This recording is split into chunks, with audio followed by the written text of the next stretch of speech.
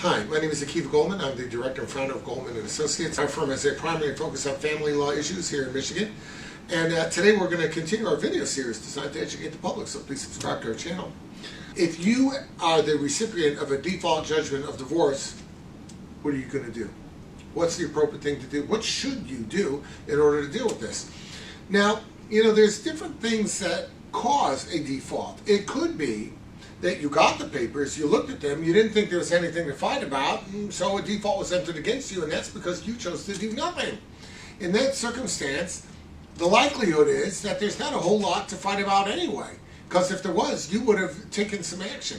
The more prevalent problem that we do see is people are faced with a default judgment of divorce. They didn't even know the proceedings were going on.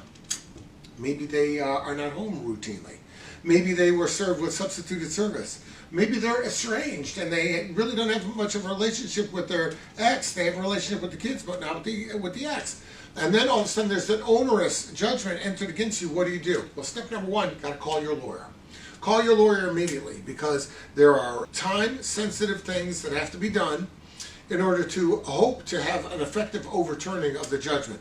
Generally speaking, when somebody sits on their rights too long, it militates against the court doing them a favor, which really setting aside a judgment the court already gave. I mean, that's a grace. The court's not obligated to do that under most circumstances. If you're going to ask the court to extend itself in that way, you better show that you did whatever you could in order to resolve the problem.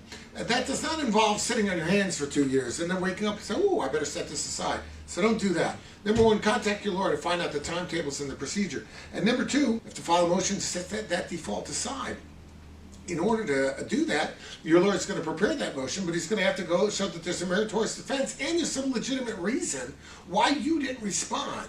Now, for example, you may be able to show a bunch of different things. You may not have responded because you didn't know. There may be good cause for not having answered because you weren't served properly. Maybe you were served properly and you were given a proposed judgment of divorce that said, this is the thing that we're going to present to the judge, and you were okay with it. And then they presented something else. They did a bait and switch on you. Maybe that's what happened. Maybe that'd be a good cause to set it aside. It's up to the judge to determine that, but the courts have been really pretty liberal in finding that there's a reason to set it aside, because at the end of the day, they don't want somebody to lose their child, to lose all their property, lose all this without having had an opportunity to make a presentation before the court.